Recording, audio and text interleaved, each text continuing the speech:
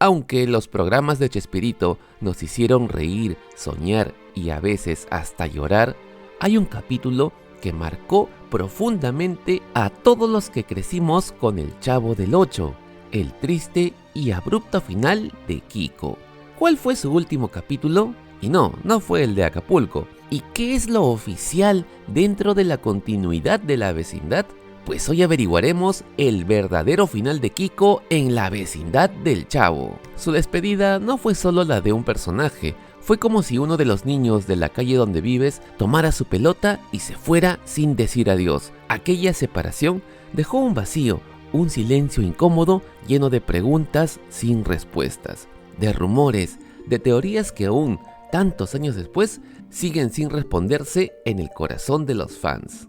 Pero, ¿qué le sucedió a Kiko dentro de la historia canónica, dentro del universo creado por Chespirito? ¿Y qué se sabe en La Vecindad sobre lo que le pasó al niño cachetón?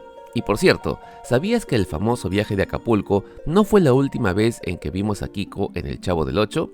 Así que jala tu barril y siéntate, porque en este video te voy a contar todo lo que ocurrió tras el telón y en la historia canónica, las tensiones, las decisiones complicadas y cómo esta despedida marcó no solo al personaje, sino también al legado de una de las series más queridas de la televisión humorística. Acompáñame a descubrir el lado más humano de esta historia, una historia de amistad, creatividad, orgullo, pero que no se justifica y no se le da un cierre final adecuado dentro de la historia del Chavo del Ocho. Ahí estaba él, Kiko, interpretado por Carlos Villagrán. ¿Quién podría olvidar su forma de hablar o aquella frase tan suya que parecía salida del alma de un niño que no sabe cómo lidiar con sus emociones?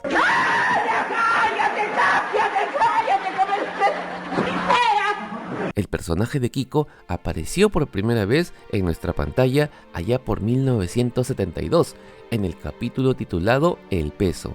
Al principio era solo uno más de La Vecindad, pero bastaron unos cuantos episodios para que su presencia comenzara a brillar con luz propia. El público no tardó en rendirse ante su encanto travieso.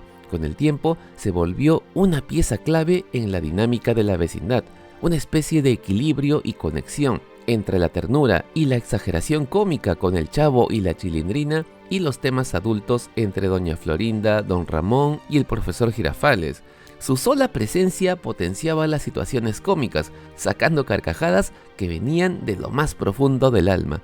Psicológicamente hablando, es más fácil reírnos de las desventuras de un niño rico y engreído como él que de las desventuras de un niño huérfano como el Chavo o una niña de mala condición económica como la Chilindrina.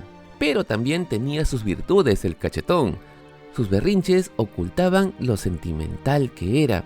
En sus muecas exageradas escondía aquella inocencia creada por una madre sobreprotectora. Su capacidad de representar a tantos niños reales con emociones reales.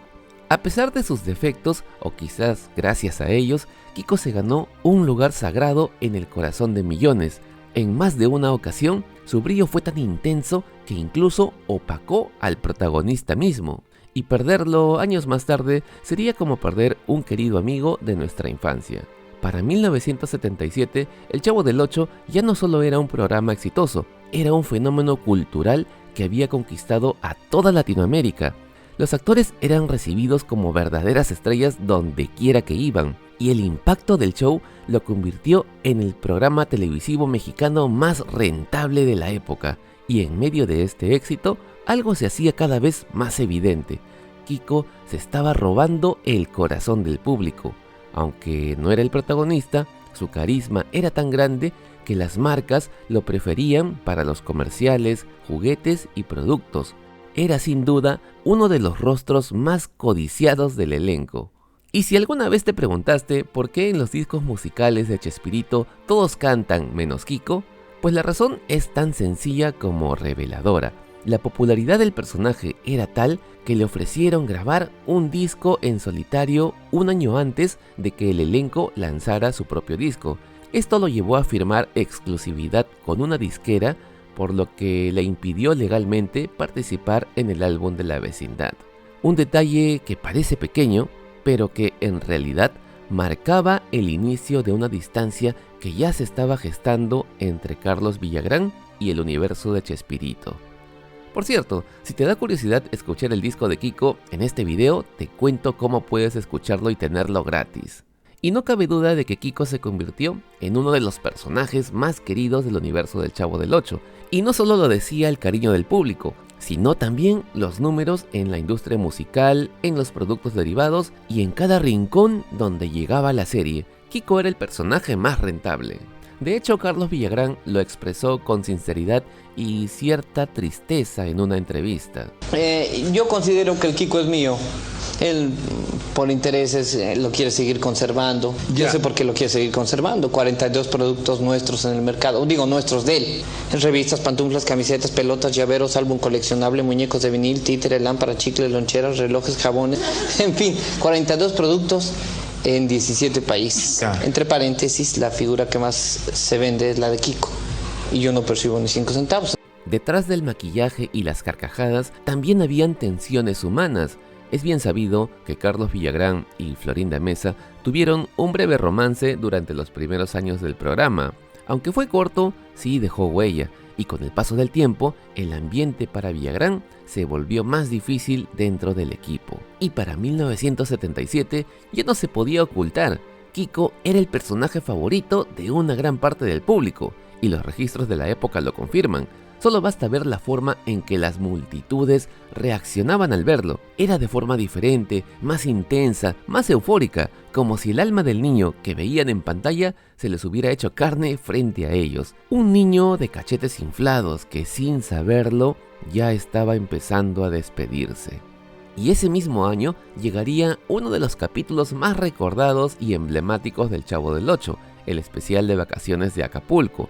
Para muchos, este episodio marcó la última aparición de Kiko junto a sus amigos de la vecindad, pero no fue así. Aunque fue grabado en 1977 y transmitido originalmente entre mayo y junio de ese mismo año, y luego retransmitido entre diciembre del 78 y enero del 79, la confusión surgió porque fue uno de los últimos episodios donde todo el elenco apareció unido, en un ambiente de alegría y compañerismo. Por eso, muchos creyeron que era la despedida de Kiko.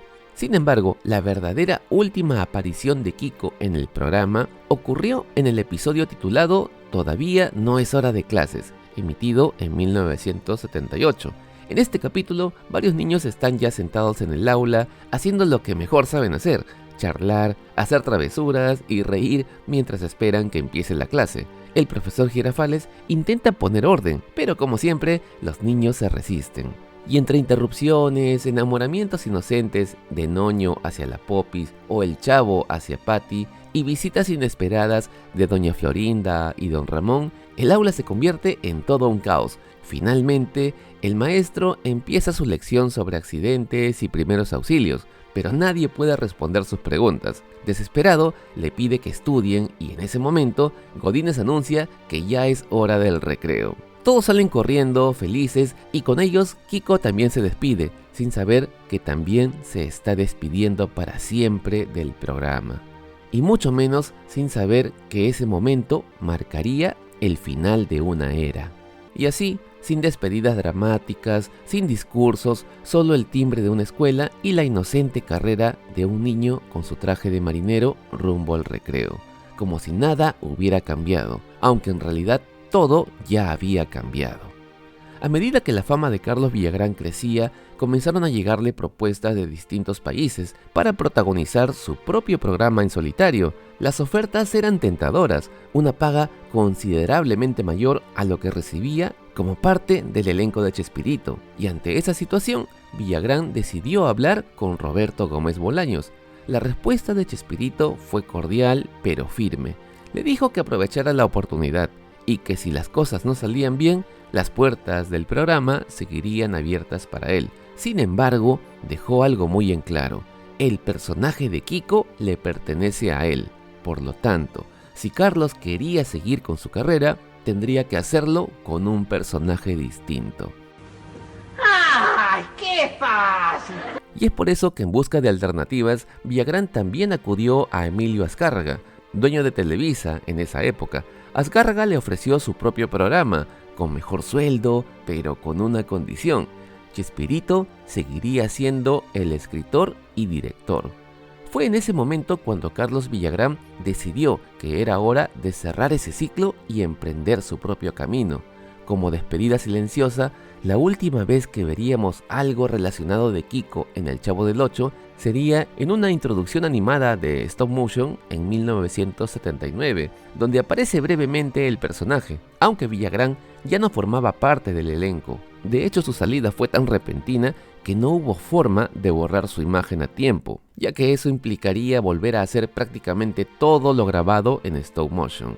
Y así, sin un adiós formal, el niño de cachetes inflados se despidió de la vecindad, dejando tras de sí un vacío que aún hoy se recuerda con nostalgia.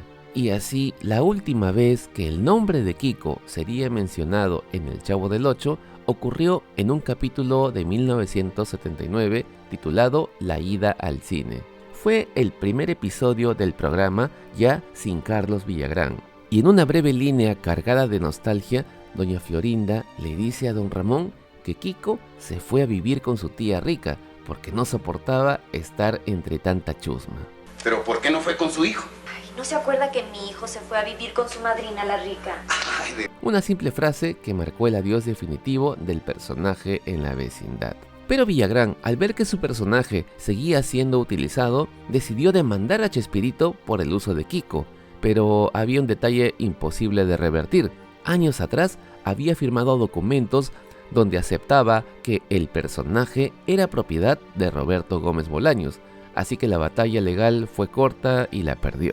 Aún así, Carlos Villagrán no se rindió, viajó por distintos países de Sudamérica y creó nuevos programas, como Kiko Botones en 1981, Federico entre 1982 y 83, y Las Nuevas Aventuras de Federico entre 1984 y 85, y Ake Kiko en 1987.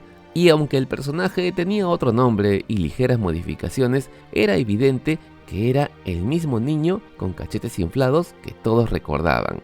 Pero sin el contexto de la vecindad ni el ingenio de Chespirito, ninguno de esos proyectos logró el mismo impacto. De hecho, tuvieron pobre impacto. De manera ingeniosa, Villagrán encontró la forma de seguir usando el nombre de Kiko, cambiando solamente la Q por la K, lo que legalmente lo diferenciaba, pero fonéticamente sonaba igual, y solo bastó ajustar un par de detalles visuales al personaje para evitar conflictos legales. Y todas estas decisiones rompieron definitivamente la relación entre Villagrán y Chespirito. Y no fue sino hasta el año 2000, en un homenaje organizado por Televisa a la trayectoria de Roberto Gómez Bolaños, que ambos volvieron a verse frente a las cámaras y con la emoción a flor de piel.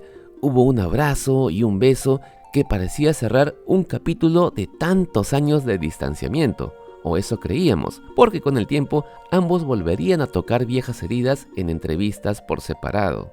Y cuando Chespirito falleció en 2014, Villagrán acudió a despedirse, abrazó a Florinda Mesa, le dio el pésame y dijo con humildad que ya nada del pasado importaba, que todo había quedado atrás. Y ahora, haciendo una retrospectiva algo fría, ¿por qué salió realmente Kiko? No por exigir sus derechos, porque no fue el único. El problema es que cuando uno trabaja en un ambiente laboral que está en mucho auge y en mucho crecimiento, es normal que el hambre por el poder sea más agresiva. Y el problema de Carlos Villagrán simplemente fue haberse enamorado de una de sus compañeras, quien para su mala suerte adquiriría mucho poder al luego enamorar a Roberto Gómez Bolaños. Por eso, lo ideal es no formar vínculos sentimentales en el trabajo o en el negocio que está en mucho crecimiento o en mucho auge, pero si lo formas, muy probablemente te ocurra lo que le ocurrió a Carlos, ser atacado por tu expareja o por su nueva pareja.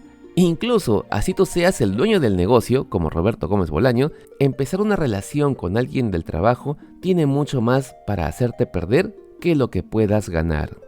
Pero a todo esto también surge una pregunta que nunca se ha dejado de hacer. ¿De quién era realmente el personaje? ¿De Carlos Villagrán, por darle alma, voz y vida? ¿O de Chespirito, por imaginarlo, escribirlo y dirigirlo? Y es cierto que el Chavo del Ocho nunca volvió a hacer lo mismo sin Kiko, pero también es innegable que Kiko nunca volvió a brillar igual sin el genio creativo de Roberto Gómez Bolaños. Y como decía el propio Villagrán, ¿tuyo el personaje de Kiko o es un trabajo de todo gracias a Chespirito, todo gracias a él? Roberto aquí es el genio, parece. Él es el genio, él escribe el programa, él lo dirige, él es dueño de todos los personajes, todo. Y para nosotros ponemos nuestro granito de arena, pero con mucho cariño. Pero ahora, ¿tú qué opinas? ¿A quién le pertenece Kiko realmente? Te leo en los comentarios. Y de paso te dejo en el primer comentario el enlace para que descargues el disco de Kiko completo. Y si te gustó el video, no olvides suscribirte o pedirme de qué serie, película o personaje quieres que haga una reflexión. Y si quieres ser una mejor persona, te dejo libros de autoayuda gratuitos en el primer comentario. Y de paso, un saludo a mis miembros del canal. Recuerda que si te haces miembro del canal, puedes coordinar conmigo una asesoría psicológica gratuita. Y recuerda que siempre puedes ser mejor y salir adelante. Nos vemos, que te vaya bonito. Bye.